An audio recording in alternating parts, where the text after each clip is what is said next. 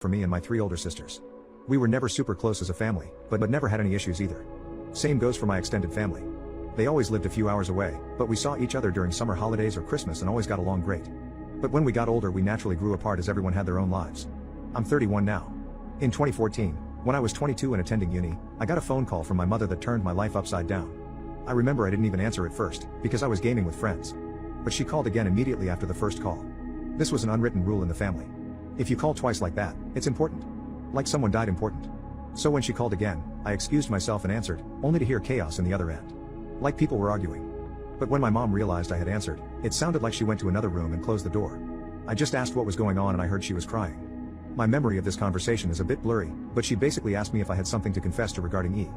E is my cousin on my mom's side and is 7 years younger than me, 15 at the time. At that point I hadn't even seen E for several years. I just said no and asked what this is about. She just cried even harder and started accusing me of saying E back when we were children. That E had told everything to my sister, and that my sister told my mother and my aunt. E had told them that back when she was 9, and I 16, she'd been playing in my room when I came in and started feeling her under her clothes and kissing her. My mother screamed at me to say something, but I couldn't even speak. It was all so absurd. I remember thinking that must be some bad joke. The last thing I remember saying was that it's not true and that E is lying. But then my mom goes on saying that how E gave such a detailed description of where and how. Then she kept asking something like, did you do this?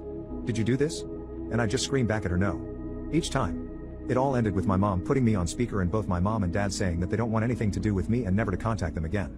Two of my sisters texted me later that day, pretty much saying that I'm disgusting and then blocked me. I know it's weird, but after that call I went to have a long shower. To this day I still don't know why I did that. After calming down, I started calling and texting everyone, even E. No one answered and the ones who hadn't blocked my number by then quickly did so. The only thing I heard back was from my father who texted me to stop contacting them and that they need to heal. That was 9 years ago and I haven't spoken to anyone in my family since that day. To say this fucked me up is an understatement. I was living in a haze for weeks after that and hardly ate at all. It didn't help that this was right before I was supposed to defend my bachelor's thesis and was already stressed out. Luckily my co-writer sensed something was up and saved me by controlling the conversation so that I got the easy parts. Without him I would have failed. Needless to say, no one came to my graduation. Then started the worst period of my life. I spent the first year expecting the cops to knock on my door and arresting me for sexual abuse. I didn't land any jobs, just living off my saved money. I drank a lot and did oxy. I also grew resentful and violent. The only reason I didn't hurt anyone is because no one was around. My neighbor called the cops on me once after I had smashed a glass, but I managed to convince the officers that I had just dropped it, and they went away since there were no others inside my apartment. Instead of sleeping, I spent my nights planning how I could hurt E and make sure no one ever found out. Even thinking how I could actually do the things she'd accused me of, but much worse. I know, I'm not proud of that. I landed my first real job in my field in late 2015. Only then did things start to improve. I focused all my time on my job, as it gave me something normal to do. Recovery was a slow process, but I drank less and smiled more. I lived cheap and earned good money, so I made a point of buying myself a nice gift for my birthdays, a VR headset, a motorcycle, Lego etc. And last year I moved from my shitty apartment and bought a small house. It was an old dream of mine to have my own garage and a garden to care for. This has boosted me even more. So my life is okay now. I still got problems. I've been on antidepressants for the last few years and while they help, it's not in a happy way. They simply remove the dark thoughts and replace them with dead ones. My trust in other people is close to non-existent. I've tried dating, but only been on 2 dates with 2 different women. It's really hard to speak like a normal person when it comes down to it. And what would I tell a potential partner when she asked about my family? Oh, you know they accused me of a heinous crime and we're not talking anymore. But I didn't do it, I swear. My field is very male dominated, so the only woman I really speak to is my therapist, who I like a lot. A few days ago, I received a text from my mother. It felt unreal and I was scared to open it at first, so I just stared at the notification for hours before opening it. Yesterday, a second text followed. Translated, they basically say, "Hi, my name. It's been so long since we talked. We miss you and want to know how you're doing." Here she writes a long text about my sisters and how my nieces and nephews are getting big. I didn't even know I was an uncle. Know that we love you and always will. Love, Mom and Dad. The second text said, "Hi, my name. We understand if you don't want to talk to us after what happened, but please listen. Last month, the subject of you was brought up at a family gathering. During this, E was downplaying everything that had happened to her. It got so awkward that she finally admitted that nothing happened and that she probably just dreamt it. We were all appalled by this. When we last spoke, we wanted to protect E and did the only thing we thought we could do. We know that's not excusing how you were treated. What E did was wrong and we're all angry at her. We have called everyone that knew and told them the truth. We all want to speak with you and your sisters want you to meet their families. Please write back if you can find it in you to forgive us. Love, Mom and Dad." So yeah. That's my situation right now. I haven't answered, but they no doubt know I've seen it. Truth be told, I'm seething. So many old, shitty memories are now stirring again. I don't want to forgive them and I wouldn't trust myself to be in the same room as them right now. Part of me wants to call my family and unleash everything on them, to guilt them with everything I went through until they all hit their rock bottom. then dedicate my life to make my cousin's life as miserable as possible. The other part wants to ignore them and continue with my okayish life with my motorcycle and my garden to keep me company. I don't have any friends. The only people I speak to are my coworkers, but we're not really close. I've called my therapist's clinic, but they told me she's on vacation and won't be available for weeks, and I don't want anyone else than her. So that leaves internet strangers. So please, where to go from here? Do I ignore them and continue as is? Or do I answer? And if so, what to even write? I'm pretty sure meeting them in person would be a bad idea for a foreseeable future, but I'm not even sure how my life can improve from picking up those old threads. As embarrassing as it may sound, I've dreamed about the day when they apologize to be them throwing themselves to the ground and kissing my feet. Texting seems so anticlimactic now. Cousin falsely accused me of SA. Now my family is contacting me after almost 10 years part 2. So it's been around 3 months since I last posted the previous post and a decent amount has happened. Some for the better and some for the worse. For one, E is still a huge J-hole. Around a week after my family sent me the messages, she also reached out with a huge apology text. When I received it, I couldn't believe my eyes. She was talking about how she had mental problems and has been dealing with them for ages, almost as an excuse as to why she did this to me. She said she needed help and her parents were helping her get it. This seemed like BS to me because all my life I knew E. She was a beaming, radiant girl, until that dreadful day in 2014. The whole text felt like she was just feeding me excuses to why it happened, and then ending it off with the shortest actual apology. My original plan was to go on with my life and try to slowly make it better and better, but seeing this pushed me to my limit. I had to respond, and tear into her with the most vile words I could think of. In the end, the actual text I ended up sending said, "You think your mental problems are bad? Try being torn away and excommunicated from your whole family for 10 years when you were just in the infant years of your adult life, and see how bad those mental problems become. I am still trying to deal with all of this and the last thing I need is the culprit of my misery feeding me excuses as to why it happened.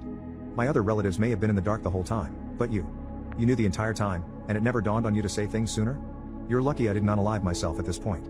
My parents and sibling might be another story, but I will never be able to forgive you for the irreversible damage you have done to me and my relationships. Please, rot in hell and never contact me again." She hasn't responded, but I can see that she got the message because of read receipts. Maybe she took the hint to not respond. The good news is that I also responded to my parents.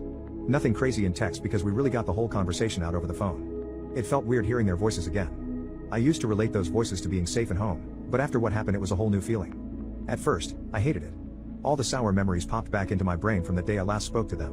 Those voices had been screaming at me for things I didn't even do. The conversation lasted about 3 to 4 hours, and while it was hard for me and most likely them, it was the most productive conversation I've ever had with them. I thought it would be a lot of excuses just like E, but to my surprise, they not only apologized a million times over, but told me everything they were in the wrong about. They said it was weighing on them all these years and now that the truth is out they don't know how they can live with themselves. The one really hard part was when I asked them why they didn't hear me out or believe their own son compared to a niece. They told me they struggled with it immensely but E had made it so believable that they felt they had no choice. I told them that instead of just cutting contact, they should have at least tried to get me help, but they gave me nothing to work with. They said they knew this and that was the hardest part. After the first year or two, they said they wanted to contact me and try to figure things out, but they ultimately decided that me being who I was would not talk to them and things would just get worse. That got me heated a little bit because who cares what type of person I am? What I really am is your son and that comes first. At the end we came to the conclusion that we will stay in contact. I am not going over to visit them or anything but it's a start. While there is still so much hatred in my heart for them, I feel like things can get better, and that's why I'm somewhat happy. Since that phone call, we frequently check up on each other, and conversations are slowly getting back to what they used to be. Maybe I'll visit them someday, but I don't know when that will be or how it will go. How am I supposed to hug and say hi to the people who threw me out of their life? Cousin falsely accused me of SA. Now my family is contacting me after almost 10 years. Final part. Hey guys, so I have another update on my whole situation regarding E and the SA. It has been another 4 to 5 months since the last update and I have some better news than worse this time again. To start off, a lot of people were telling me to sue or take E to court. While I agree that what she did was unforgivable and heinous, I don't feel like that will cause any good. The situation has been 10 years in the making and I kind of just want to be all over and done with it. Taking her to court would cost me thousands in legal fees that I just can't afford, and I also can't help but think of the fact that E never took it to court either. I know that's not a good excuse but it's just a thought. I am still in contact with my parents and you won't believe it but I actually visited them around a week ago. They also have removed contact with E, and I feel like her getting the same treatment I went through is similar to being sued in terms of punishment. Believe me, I would know. Visiting the parents went well.